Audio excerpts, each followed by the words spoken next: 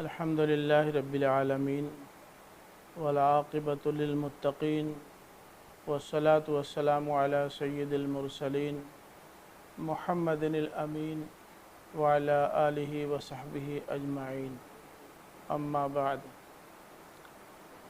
عزیز طلباء، یہ محرم کا مہینہ چل رہا ہے اور ہمارے ہاں تعلیمی سیشن کا آغاز ہوتا ہے شوال سے۔ اس لحاظ سے کئی مہینے کا نقصان ہو چکا ہے، اور آپ جانتے ہیں کہ یہ نقصان اس لیے ہوا کہ کووڈ-19 کی وجہ سے حکومت نے باقاعدہ مدارس کھولنے پر پابندی لگا رکھی ہے۔ بہرحال اب جبکہ آن لائن تعلیم کی اجازت ہو گئی ہے، مدرسے کے مجلس انتظامی نے یہ فیصلہ لیا کہ اب آن لائن تعلیم شروع کر دی جائے۔ آن لائن تعلیم کیسی ہوگی؟ ظاہر ہے کہ آپ جانتے ہیں کہ اس کی حیثیت محض ایک لیکچر کی ہو سکتی ہے، اس سے زیادہ نہیں، کیونکہ آپ سامنے موجود نہیں ہیں، یک طرفہ ہم اپنی بات آپ تک پہنچا رہے ہیں اور آپ صرف سن رہے ہیں۔ میں ہر سال تعلیم شروع کرنے سے پہلے 2-3 دن کچھ ابتدائی باتیں آپ کے سامنے رکھتا رہا ہوں۔ مثلا قرآن مجید کا نزول ہے، اس کے لیے سرزمین عرب کا انتخاب ہے، حضرت محمد صلی اللہ علیہ وسلم کا مہبت وحی کے طور پر انتخاب ہے، عربی زبان کا انتخاب ہے، نزول قرآن کے وقت دنیا کی حالت وغیرہ، ان سب موضوعات پر 2-3 دن گفتگو ہوتی تھی، اور اس کے بعد باقاعدہ درس شروع ہوتا تھا۔ لیکن اب چونکہ کافی وقت گزر چکا ہے، اس لیے ان تمہیدی باتوں کے لیے بہت زیادہ گنجائش نہیں نکالی جا سکتی۔ چند باتیں آپ کے سامنے رکھتا ہوں جو انتہائی ضروری ہیں۔ ان میں سے ایک چیز تو یہ ہے کہ کوئی بھی کام آپ کر رہے ہیں، اگر آپ کی نیت خالص اور پاکیزہ نہیں ہے تو اس کام سے آپ کو بہت زیادہ فائدہ ملنے کی توقع نہیں ہے۔ اس لیے پہلے تو ایک مقدس کتاب کو پڑھنے سے پہلے اپنی نیت کی پاکیزگی پر توجہ دیجیے۔ اور صرف پڑھنا کافی نہیں ہے، یہ کتاب ہدایت ہے، اس لیے آئی ہے کہ اس کی روشنی میں اور اس کی تعلیمات کی روشنی میں ہم اپنی زندگیاں گزاریں۔ تو اس لیے قرآن مجید کی تعلیمات کو سامنے رکھتے ہوئے اس کے تقاضوں کے مطابق اپنے آپ کو ڈھالنے کی کوشش بھی کرنی چاہیے۔ آپ کے پاس قرآن مجید کا بہت وسیع اور گہرا علم ہو جائے، لیکن قرآن کے تقاضے پورے نہ ہو سکیں تو اس علم کا کوئی حاصل نہیں ہے۔ اسی طرح سے اللہ تعالیٰ سے یہ دعا بھی کرتے رہیے کہ اللہ تعالیٰ نے جو علم دیا ہے اس علم کا اثر آپ بھی قبول کریں اور اس لائق بنیں کہ دوسروں تک اس کے پیغام کو پہنچا سکیں۔ اور اس کے پیغام کو دوسروں تک پہنچانے کے لیے ضروری ہے کہ پہلے ان تعلیمات کے سانچے میں خود ڈھلیں، تبھی آپ دوسروں تک یہ پیغام پہنچا سکتے ہیں اور آپ کے اس پیغام رسانی کا کوئی فائدہ ہو سکتا ہے۔ اب ہم شروع کرتے ہیں باقاعدہ، لیکن ایک بات اور عرض کرتے چلیں کہ قرآن مجید کو ہمارے علماء نے 7 منزلوں میں تقسیم کیا ہے، لیکن ان منزلوں کو دیکھنے کے بعد اندازہ یہ ہوتا ہے کہ یہ تقسیم موضوعاتی نہیں ہے۔ ایسا محسوس ہوتا ہے کہ ناظر قرآن پڑھنے والوں یا حفظ کرنے والوں کے لیے سہولت بہم پہنچانے کی خاطر یہ 7 منزلیں بنا دی گئی ہیں۔ لیکن مولانا فراہی نے باقاعدہ قرآن مجید کو 9 منزلوں میں یا 9 گروپوں میں تقسیم کیا ہے، اور ان گروپوں کے جو موضوعات ہیں ان کو سامنے رکھا جائے تو اندازہ یہ ہوتا ہے کہ واقعی یہ گروپ بہت ہی مدلل اور سائنٹیفک ہے۔ ان کے شاگرد رشید مولانا امین حسن اصلاحی صاحب نے اس قرآن کو 7 گروپوں میں تقسیم کیا ہے، اور 7 گروپوں میں جو انہوں نے موضوعات رکھے ہیں یا ان کی موضوعات کا تجزیہ کیا ہے، اس کو اگر سامنے رکھا جائے تو مولانا اصلاحی صاحب کی رائے زیادہ وزندار نظر آتی ہے۔ مثلا انہوں نے 7 گروپ میں جو تقسیم کیا ہے، تو پہلا گروپ ان کے نزدیک سورہ فاتحہ سے سورہ مائدہ تک ہے، دوسرا گروپ الانعام سے توبہ تک ہے، تیسرا گروپ یونس سے النور تک ہے، چوتھا گروپ الفرقان سے الاحزاب تک ہے، پانچواں گروپ سبا سے الحجرات تک ہے، چھٹا گروپ قاف سے التحریم تک ہے، اور 7واں گروپ سورہ ملک سے الناس تک ہے۔ مولانا کا یہ کہنا ہے کہ جو قرآن مجید کی آیت ہے وَلَقَدْ آتَيْنَاكَ سَبْعًا مِنَ الْمَثَانِي وَالْقُرْآنِ الْعَظِيمِ، وہ کہتے ہیں کہ اس آیت میں اشارہ اسی گروپ کی جانب ہے، گویا ان کے نزدیک ان کی گروپوں میں یہ تقسیم منصوص ہے۔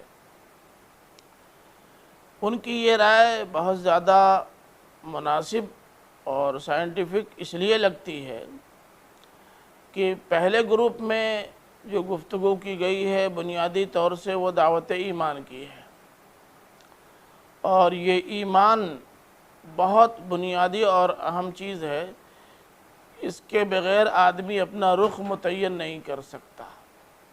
تو اس لیے پہلے گروپ میں اللہ تعالیٰ نے ایمانیات سے بحث کی ہے۔ لیکن اب سوال یہ پیدا ہوتا ہے کہ یہود و نصارہ بھی ایمان کے دعوے دار تھے، وہ بھی کہتے تھے آمنا۔ سوال یہ پیدا ہوتا ہے کہ کون سا ایمان مطلوب ہے، یہود والا ایمان، نصارہ والا ایمان، یا مسلمان جسے ایمان کہتے ہیں وہ؟ تو اس لیے ضرورت تھی اس بات کی کہ جو ایمان اللہ تعالیٰ کو مطلوب ہے اس کی وضاحت کر دی جائے، اور ظاہر ہے کہ وہ ایمان اسلامی ایمان ہے، اسی لیے دوسرے گروپ میں اسلامی عقائد کی پوری وضاحت کی گئی ہے۔ اب جب اسلامی عقائد کی توضیح ہوگی اور یہود و نصارہ جس ایمان کے دعوے دار ہیں اگر اس کی تردید ہوگی تو یہ کیوں کر ممکن ہے کہ وہ بڑی آسانی کے ساتھ ٹھنڈے پیٹ اسے برداشت کر لیں گے؟ تو ظاہر ہے کہ کشمکش ہوگی، اور یہ کشمکش حق اور باطل کی کشمکش ہوگی۔ اب اس کشمکش حق و باطل میں فیصلہ کس کے حق میں ہوگا، اس کی ضرورت بھی تھی کہ اس کی وضاحت کر دی جائے۔ چنانچہ تیسرے گروپ کا مرکزی موضوع ہے فیصلہ حق و باطل۔ حق و باطل کا فیصلہ ہو جانے کے بعد حق کیا ہے اور باطل کیا ہے، اس کی تمام تفصیلات سامنے آنی چاہیے، اور ان تمام تفصیلات کو اگر مختصر ترین عنوانات دیں تو ایک تو عنوان بنتا ہے توحید کا، دوسرا ہے رسالت کا، اور تیسرا معاد کا۔ تو اس لیے اس کی بھی ضرورت تھی کہ ان تینوں موضوعات کو الگ الگ بڑی تفصیل کے ساتھ لوگوں کے سامنے رکھ دیا جائے۔ تو اس لیے اللہ تعالیٰ نے چوتھے گروپ میں جو آیتیں رکھی ہیں ان میں بنیادی طور سے رسالت سے بحث کی گئی ہے۔ اب عقائد میں تو سب سے زیادہ اہمیت توحید کی ہے، اور اس کے بعد پھر معاد کی ہے، اور اس کے بعد رسالت کی۔ تو بظاہر تو ترتیب یہ ہونی چاہیے کہ پہلے اس بات توحید ہو، پھر اس بات معاد ہو، اس کے بعد اس بات رسالت ہو۔ لیکن توحید اور معاد تک پہنچنے کے لیے جس ذریعے کی سب سے زیادہ اہمیت ہے وہ ذریعہ ہے رسالت کا، اس لیے اس ذریعے پر گفتگو زیادہ مناسب تھی، اسی لیے پہلے اسے موضوع بحث بنایا گیا، اور چوتھے گروپ کا مرکزی موضوع اس بات رسالت ہے۔ پھر رسالت تک پہنچ جانے کے بعد اب توحید تک پہنچنا آسان ہے، اس لیے 5ویں گروپ میں اس بات توحید پر گفتگو ہوئی ہے، اور چھٹا گروپ جو ہے وہ اس بات معاد سے متعلق ہے، کیونکہ اگر معاد کا تصور صحیح نہ ہو اور مرنے کے بعد دوبارہ اٹھائے جانے اور اس کے بعد جس صورتحال سے سابقہ پیش آنا ہے اس کی تفصیل سامنے نہ آئے تو عمل کی جوت جگانا بہت مشکل ہے۔ اس لیے باقاعدہ معاد کو بھی موضوع گفتگو بنا کر ایک پورا گروپ اس کے حوالے کیا گیا، تو یہ چھٹا گروپ جو ہے اس بات معاد کا ہے۔ لیکن رسالت کی بحث ہو، توحید کی بحث ہو اور معاد کی بحث ہو، تمام تفصیلات سامنے آ جانے کے باوجود بھی جو شرپسند لوگ ہوتے ہیں یا ضدی طبیعت کے افراد ہوتے ہیں، وہ تمام دلائل و براہین کے باوجود حق کو تسلیم کرنے کے لیے تیار نہیں ہوتے، تو اس لیے ان کو انذار کرنے کی بھی ضرورت تھی۔ تو یہ آخری گروپ جو ہے سورہ ملک سے سورہ ناس تک، اس میں انذار رکھا گیا ہے تاکہ نہ ماننے والوں کو اس نہ ماننے کے نتائج سے آگاہ کر کے باب بند کر دیا جائے۔ تو یہ ہے وہ بات جس کے سلسلے میں مولانا اصلاحی صاحب کا نقطہ نظر یہ ہے کہ یہ منصوص ہے، اور انہوں نے اس طرح 7 گروپوں میں اسے تقسیم کیا ہے۔ اب باقاعدہ سورہ فاتحہ کا آغاز کرتے ہیں۔ اعوذ باللہ من الشیطان الرجیم، بسم اللہ الرحمن الرحیم، الحمدللہ رب العالمین، الرحمن الرحیم، مالک یوم الدین، ایاک نعبد و ایاک نستعین، اہدنا الصراط المستقیم، صراط الذین انعمت علیہم غیر المغضوب علیہم ولا الضالین، آمین۔ ترجمہ یہ ہوگا کہ میں پناہ چاہتا ہوں اللہ کی شیطان مردود سے۔ شروع کرتا ہوں اللہ کے نام سے جو رحمان و رحیم ہے۔ شکر ہے اللہ رب العالمین کا جو رحمان و رحیم ہے، جزا و سزا کے دن کا مالک ہے۔ اے جزا و سزا کے دن کے مالک، ہم تیری ہی عبادت کرتے ہیں اور تجھ سے ہی مدد چاہتے ہیں، ہمیں سیدھے راستے کی رہنمائی فرما، ان لوگوں کے راستے کی جن پر تیرا انعام ہوا، نہ کہ ان لوگوں کے راستے کی جن پر تیرا غضب ہوا، اور نہ ان لوگوں کے راستے کی جو گمراہ ہوئے ہیں۔ یہ ہے سورہ فاتحہ۔ سورہ فاتحہ کی حیثیت افتتاحیہ یا ابتدائیہ کی ہے یا مقدمۃ الکتاب کی ہے۔ اس پورے قرآن مجید میں جیسا کہ ابھی عرض کیا گیا، بنیادی طور سے 3 مضامین بیان ہوئے ہیں، ایک توحید، دوسرے رسالت اور تیسرے آخرت۔ ان تینوں کا خلاصہ اس سورے میں آ گیا ہے، اور دیباچہ کتاب میں کتاب کا خلاصہ آنا بھی چاہیے۔ الحمدللہ رب العالمین الرحمن الرحیم تک تو باقاعدہ توحید کا ذکر ہے۔ مالک یوم الدین، ایاک نعبد و ایاک نستعین میں توحید کے ساتھ ساتھ جزا و سزا کا ذکر بھی آ گیا ہے، اور اہدنا الصراط المستقیم سے لے کر والضالین تک میں رسالت کی ضرورت پر توجہ دلائی گئی ہے۔ الحمدللہ رب العالمین، الحمدللہ رب العالمین کا ترجمہ تو عام طور سے ہمارے مترجمین نے یہ کیا ہے کہ ساری تعریفیں ہیں اس اللہ کے لیے جو سارے عالموں کا رب ہے۔ بلا شبہ حمد کا معنی تعریف کرنے کا بھی آتا ہے، لیکن اس کا معنی شکر کرنے کا بھی ہوتا ہے۔ اب ایک سوال یہ پیدا ہوتا ہے کہ یہاں الحمد کا معنی شکر زیادہ موزوں ہوگا یا تعریف؟ بات آگے آ رہی ہے للہ رب العالمین کے ساتھ کہ اس اللہ کے لیے حمد ہے جو سارے عالموں کا رب ہے۔ ربوبیت کہتے ہیں پالنے پوسنے کو، مسائل حیات کو حل کرنے کو، ضروریات زندگی کی تکمیل کو۔ تو یہ جو رب کا لفظ ہے وہ اپنی جگہ پر بہت اہمیت رکھتا ہے، اور یہ الحمد کے معنی کو بھی متعین کرتا ہے۔ جب ہم اللہ تعالیٰ سے پاتے ہیں، اس کی نعمتوں سے فائدہ اٹھاتے ہیں، اس کے طفیل اپنے مسائل حل کرتے ہیں، اس کے ذریعے وسائل ہم کو فراہم ہوتے ہیں، تو یہ سب اللہ تعالیٰ کی گویا نعمتیں ہیں جن کا ذکر ہو رہا ہے۔ نعمتیں پانے کے بعد انسان کی زبان پر جو کلمہ جاری ہوتا ہے وہ کلمہ تشکر ہے۔ اگر کوئی شخص آپ کے ساتھ کوئی احسان کرے اور آپ کو کچھ دے تو آپ کی زبان سے ہی نکلتا ہے کہ صاحب شکریہ۔ تو یہاں زیادہ موضوع لفظ الحمد کا تشکر ہے، گویا شکر ہے اللہ کا جو رب العالمین ہے۔ اللہ تعالیٰ کے بہت سارے نام ہیں، ان میں سے ایک نام اللہ بھی ہے۔ اللہ کے سلسلے میں ہمارے علماء کی دو رائے ہیں۔ ایک رائے تو یہ ہے کہ یہ اللہ تعالیٰ کا اسم ذات ہے، اور دوسری رائے یہ ہے کہ یہ بھی دوسرے اسماء صفات کی طرح اللہ تعالیٰ کا اسم صفت ہے۔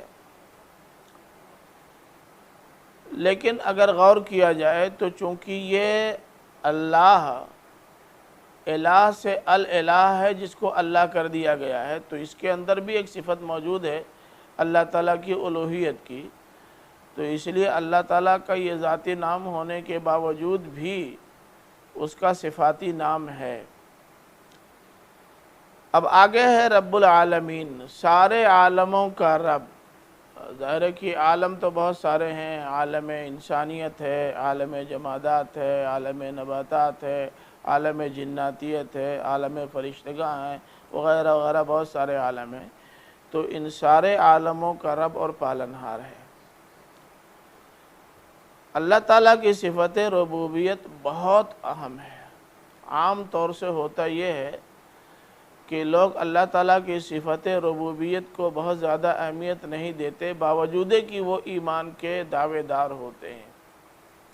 اسی لیے اللہ تعالیٰ نے اپنے اس صفت کا ذکر ہر اس جگہ ضرور کیا ہے جہاں کوئی خاص تعلیم دی ہے۔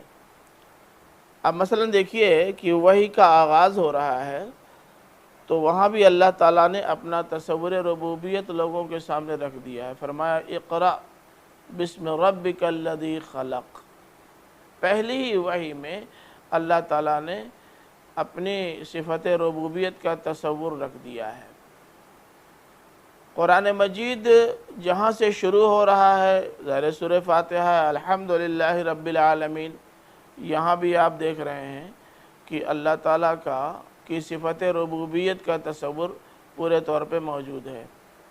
قرآن مجید جہاں ختم ہو رہا ہے معوذتین پر، وہاں بھی دونوں صورتوں میں، سورہ فلق اور سورہ ناس میں، اللہ تعالیٰ نے اپنے ربوبیت کا تصور لوگوں کے سامنے رکھا ہے۔ فرمایا قل اعوذ برب الفلق من شر ما خلق، فرمایا قل اعوذ برب الناس ملک الناس۔ اسی طرح سے قرآن مجید میں آپ دیکھیں گے تو جہاں جہاں کوئی بہت اہم خاص اور بنیادی تعلیم آئی ہے، وہاں اللہ تعالیٰ نے اپنے تصور یا اپنی ربوبیت کا تصور ضرور لوگوں کے سامنے رکھ دیا ہے۔ تو یہ بہت اہم صفت ہے، بہت اہم صفت ہے۔ فرمایا ایک جگہ کہ ان الذین قالوا ربنا اللہ ثم استقاموا تتنزل علیہم الملائکہ۔ وہاں بھی دیکھیے کہ جو لوگ کہتے ہیں ہمارا رب اللہ ہے، یہ ربوبیت کا تصور ایسا ہے کہ ایمان کا دعویٰ کرنے والے بھی اس تصور کو بہت زیادہ نگاہوں کے سامنے نہیں رکھتے اور اس میں بڑی کوتاہی اور کمزوری دکھاتے ہیں۔ تو اس لیے اللہ تعالیٰ نے جگہ جگہ اپنی اس صفت کی یاد دہانی کرائی ہے اور اس کا ذکر کیا ہے۔ اب آگے ہے الرحمن الرحیم۔ جس اللہ رب العالمین کا شکر ادا کرتا ہے بندہ، اس کی صفت رحمان اور رحیم بھی ہے۔ یہ رحمان اور رحیم کا سادہ سا ترجمہ بڑا مہربان نہایت رحم کرنے والا کافی نہیں ہے، کیونکہ یہ تو دونوں کا وہی معنی ہوا، معنی میں کوئی فرق ہوا نہیں۔ اصل میں یہ الرحمن مبالغہ کا صیغہ ہے، اور مبالغے میں ہیجان، جوش، جذبہ اور فوری طور سے کسی کام کو انجام دے دینے کی بات پائی جاتی ہے۔ مثلا غلیان ہے، عطشان ہے، جوعان ہے، یہ سب اسی اس کے تحت آئے ہیں۔ تو اب دیکھیے، آپ نے پڑھا ہوگا مولانا فراہی کی کتاب جو عربی 2 میں پڑھائی جاتی ہے، امثال وصف الحکیم، آپ نے پہلے ہی سبق میں پڑھا ہوگا، کانا اسد النائمت فدبت علی وجہہ فارۃ فائقظتہ فقام الاسد غضبانہ۔ چہیا چہرے پر رینگی تو شیر آپے سے باہر ہو گیا۔ یہ غضبانہ آپے سے باہر ہونے کے مفہوم کو ادا کرنے کے لیے کافی ہے۔ اسی طرح کوئی آدمی جسے اچانک پیاس لگے اور بہت شدید ہو جائے، حلق میں کانٹے پھنسنے لگیں، تو اس کے لیے بھی عطشان کا لفظ آتا ہے۔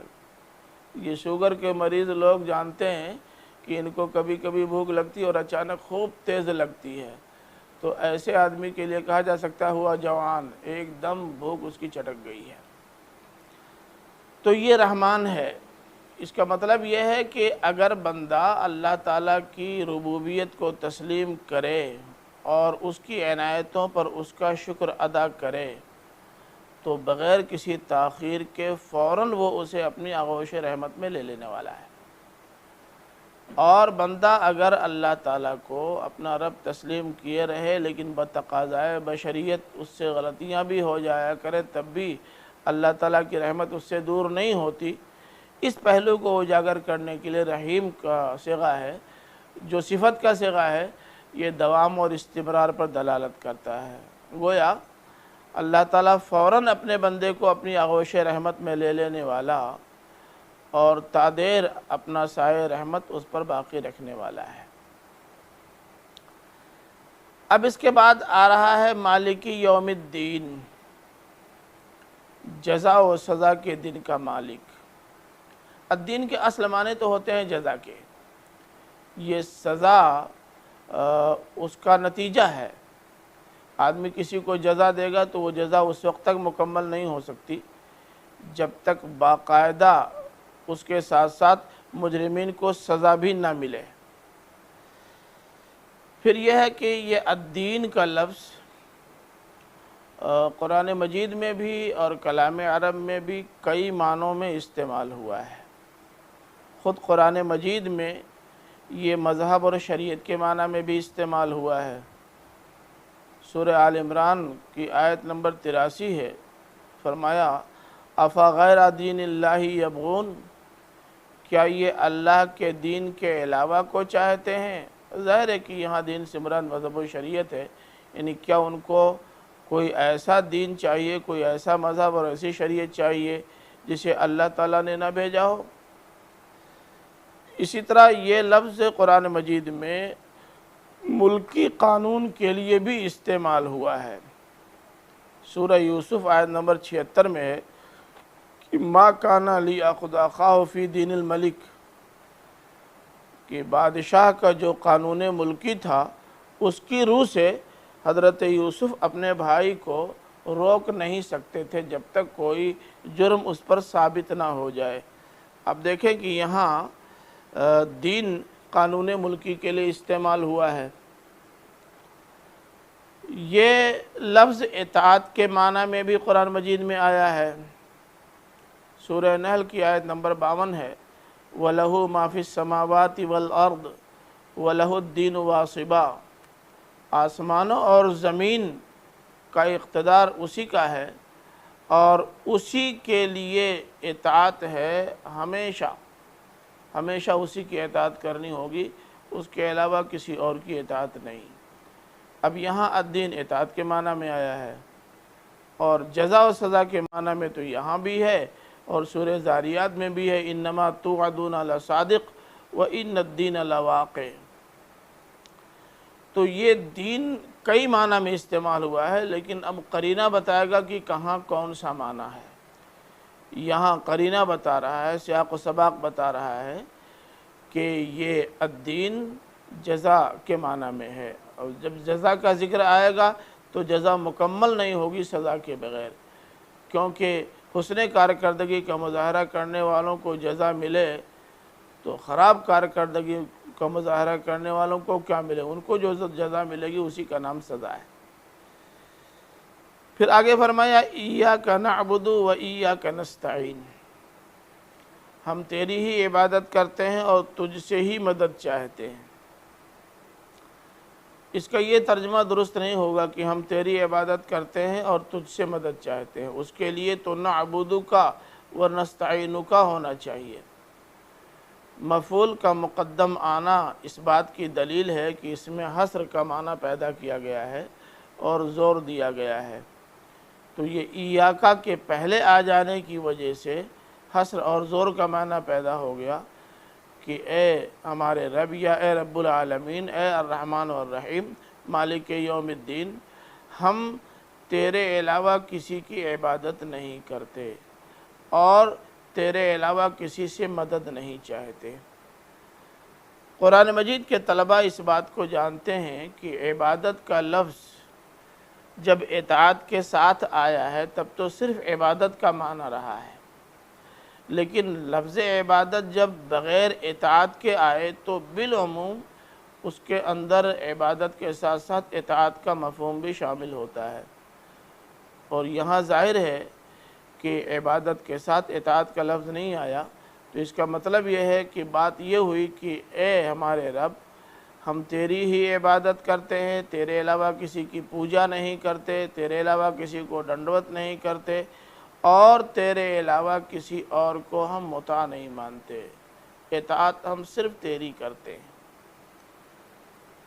نبی کریم صلی اللہ علیہ وسلم کی اطاعت بھی ہم پر لازم قرار دی گئی ہے، لیکن یہ اس لیے کہ وہ ہم سے اللہ تعالیٰ کی اطاعت کا مطالبہ کرتے ہیں، اس لیے ہمیں ان کی اطاعت کرنی ہے، اور ظاہر ہے کہ جب کوئی ہم سے اللہ تعالیٰ کی اطاعت چاہے گا تو اس کی بات تو ہمیں ماننی چاہیے، وہ نبی بھی ہو سکتا ہے اور غیر نبی بھی، اسی لیے آیا اطیعوا اللہ و اطیعوا الرسول و اولی الامر منکم، یہ اطاعت ظاہر ہے کہ اللہ تعالیٰ کی اطاعت کے تابع ہے، اور جب اللہ کی اطاعت کے تابع ہے تو جتنے لوگوں کی باتیں یا ان کے احکام اللہ کی اطاعت کے تابع ہوں گے ان تمام کو تسلیم کرنا ہوگا۔ اب آگے آ رہا ہے اہدنا الصراط المستقیم، اے اللہ ہمیں سیدھا راستہ دکھا دے، اور سیدھے راستے پہ تو ہم ہیں ہی، سیدھے راستے پہ نہ ہوتے تو الحمدللہ رب العالمین الرحمن الرحیم مالک یوم الدین ایاک نعبد و ایاک نستعین کہتے کیوں؟ یہ سب کہنا اور ان باتوں کا اعتراف کرنا ہی دلیل ہے اس بات کی کہ ہم سیدھی راہ پر ہیں۔ پھر یہ کہنا کہ اہدنا الصراط المستقیم کیا معنی رکھتا ہے؟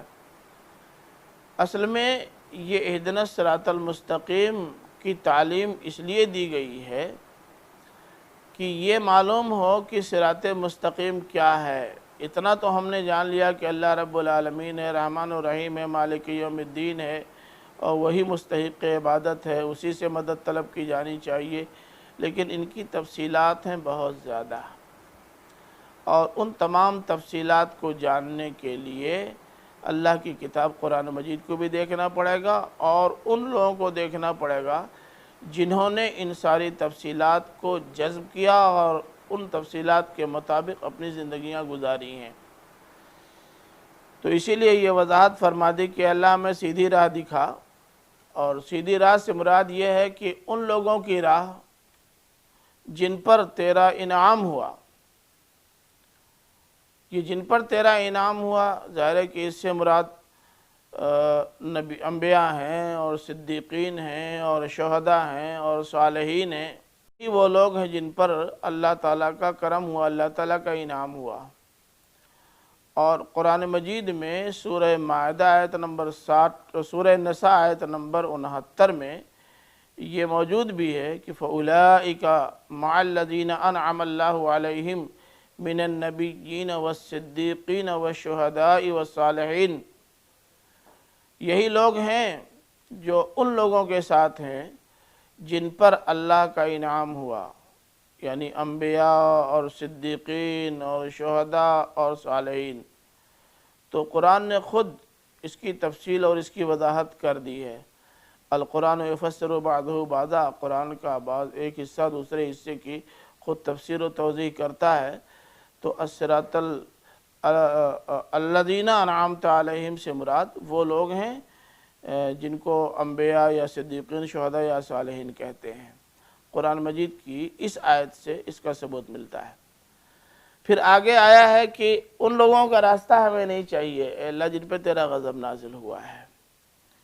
جن پر غضب نازل ہوا ہے اس سے مراد یہود ہیں، اور قرآن مجید کے مختلف مقامات پر انہیں مغضوب علیہم قرار دیا بھی گیا ہے۔ سورہ مائدہ کی آیت نمبر 60 ہے، من لعنہ اللہ وغضب علیہ وجعل منہم القردۃ والخنازیر۔ سارے مفسرین کا متفقہ فیصلہ ہے کہ یہ جن پر گفتگو ہو رہی ہے وہ یہود ہیں۔ اللہ تعالیٰ نے ان پر لعنت کی ہے، ان پر اللہ کا غضب نازل ہوا ہے، اور اللہ تعالیٰ نے ان میں سے بہتوں کو بندر و خنزیر بنا دیا۔ یہ بندر و خنزیر بنانا ضروری نہیں ہے کہ بندر و خنزیر کی شکل اور حیت ہی کے ہو گئے ہوں، اگر اخلاقی اعتبار سے، مزاج کے اعتبار سے، کیریکٹر کے لحاظ سے وہ خنزیر و بندر بن جائیں تو بھی ان کو خنزیر و بندر ہی کہا جائے گا۔ ہم لوگ اپنی زبان میں بھی کہتے ہیں کہ بالکل بندر ہے، وہ بالکل خنزیر ہے۔ ظاہر ہے کہ وہ بندر یا خنزیر کی شکل نہیں اختیار کر لیتا، بلکہ ان کے مزاج اور ان کی طبیعت اور ان کی سرشت کا ہو جاتا ہے۔ اسی طرح سے سورہ بقرہ ہی میں جو آگے آ رہی ہے وَضُرِبَتْ عَلَيْهِمُ الذِّلَّةُ وَالْمَسْكَنَةُ وَبَاءُوا بِغَضَبٍ مِّنَ اللَّهِ آیا ہوا ہے۔ یہاں بھی سب کا اتفاق ہے اس بات پر، سیاق و سباق بھی دلیل ہے کہ یہ جن لوگوں کا ذکر ہو رہا ہے وہ یہود ہی ہے۔ تو المغضوب علیہم سے اشارہ یہود کی طرف ہے، مطلب اے اللہ ہمیں انبیاء کا راستہ دکھا، صدیقین اور صلحاء کا راستہ دکھا، ہمیں شہداء کا راستہ دکھا، ان لوگوں کا راستہ نہیں جنہوں نے تو بڑے بلند بانگ دعوے کیے ایمان لانے کے، اور اپنے آپ کو اللہ تعالیٰ کا چہیتا اور اس کی اولاد تک قرار دے دیا، لیکن زندگی ان کی ایسی گزری ہے کہ وہ اسی دنیا میں تیرے غضب کے مستحق قرار پائے۔ تو ہمیں ان لوگوں کے راستے سے بچانا۔ اور آخر میں الضالین ہے، ضالین سے اشارہ نصارہ کی طرف ہے، اور ظاہر ہے کہ ویسے گمراہ تو یہود بھی ہیں، گمراہ کفار و مشرکین مکہ بھی ہیں، اور گمراہ نصارہ بھی ہیں، لیکن خصوصیت کے ساتھ ضالین کے حیثیت سے جن کا ذکر ہوا ہے قرآن مجید میں وہ نصارہ ہیں۔ میں ایک آیت آپ کے سامنے رکھتا ہوں، یا اہل الکتاب لا تغلوا فی دینکم غیر الحق ولا تتبعوا اہواء قوم قد ضلوا من قبل واضلوا کثیرا وضلوا عن سواء السبیل۔ یہ سورہ مائدہ کی آیت نمبر 77 ہے۔ اے اہل کتاب تم اپنے دین کے معاملے میں غلو نہ کرو، وہ کام نہ کرو جو مناسب نہیں، حق نہیں ہے، اور ان لوگوں کی خواہشات کی پیروی نہ کرو جو خود گمراہ ہوئے اس سے پہلے، اور گمراہی نے بہتوں کو گمراہ کیا، سیدھی راہ سے بھٹک گئے۔ یہ جن لوگوں کا ذکر ہو رہا ہے یہ نصارہ ہیں۔ تو ان تفصیلات سے اندازہ ہوتا ہے کہ انعمت علیہم سے مراد انبیاء، صدیقین، شہداء اور صالحین ہیں، اور المغضوب علیہم سے مراد یہود ہیں، اور الضالین سے مراد نصارہ ہیں۔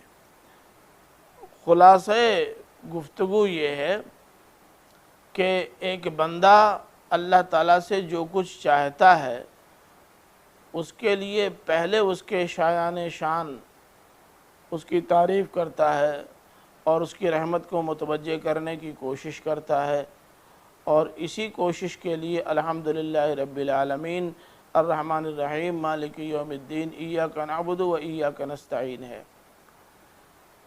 پھر اللہ تعالیٰ کی حیثیت کا اعتراف کرنے اور اپنے مقام و مرتبہ کو پہچان لینے کے بعد جب بندہ بارگاہ خداوندی میں درخواست گزارتا ہے تو توقع یہی ہے کہ اس کی درخواست قبول کی جائے گی، کیونکہ درخواست دینے والا اگر خود کو پہچانتا ہو اور جس کی بارگاہ میں درخواست گزارتا ہے اس کے مقام و مرتبہ کو پہچانتا ہو اور اسی کے شایان شان درخواست کے الفاظ ہوں تو امید یہی کی جانی چاہیے کہ اگر وہ درخواست نامناسب نہیں بلکہ بہت ضروری اور بہت اہم ہے تو وہ درخواست منظور ہو۔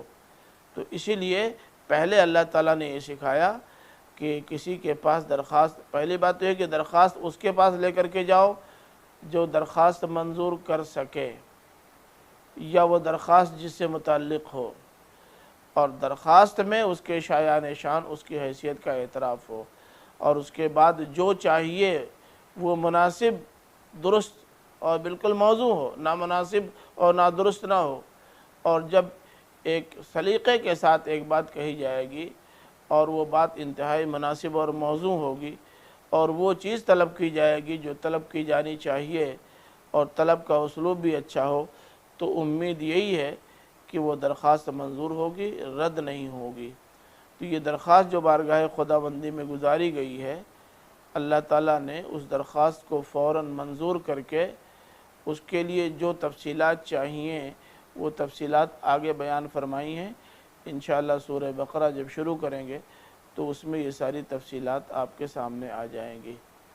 کوشش کیجئے کہ آپ اپنے طور پر لغوی تحقیق معتبر اور بڑے لغات سے کر لیجئے اور ان لفظوں کو خود آپ اپنے طور پر نکالنے اور سمجھنے کی کوشش کیجئے، اور جو درس ابھی آپ کے سامنے رکھا گیا ہے آپ اس پر غور کیجئے۔ اگر کوئی پہلو آپ کو ایسا نظر آتا ہے جو آپ نہ سمجھ سکے ہوں تو ہمارا نمبر آپ کے پاس ہے، آپ اس نمبر پر گفتگو کر سکتے ہیں اور اسے سمجھ سکتے ہیں۔ اور یہ بھی کوشش کیجئے کہ اب چونکہ آپ کے پاس بہت زیادہ وقت نہیں رہے گا، اس لیے آپ اس وقت کو ضائع مت کیجئے اور جتنا پڑھایا جائے اسے ہضم کرنے کی کوشش کیجئے، ان کو دہرا لیجئے، اور اگر آپ ضرورت سمجھتے ہوں تو نوٹس بھی تیار کر لیجئے، کیونکہ بعض ایسے اسباق آئیں گے جن میں بعض ان رائوں کا بھی اظہار ہوگا جو عام طور سے آپ کو تفسیروں میں نہیں ملیں گے۔ تو اگر آپ وہ نوٹ نہیں کریں گے تو سن کر کے وہ ساری چیزیں اڑ جائیں گی، پھر آپ مجبور ہوں گے تفسیروں پر منحصر ہونے کے لیے۔ تو اس لیے یہ آج کا پہلا درس تھا۔ اللہ سے دعا کرتا ہوں کہ اللہ تعالی ہم سب لوگوں کو اپنے باقی اوقات کو صحیح مصرف میں استعمال کرنے کی توفیق عطا فرمائے۔ آمین۔ وآخر دعوانا الحمدللہ رب العالمین۔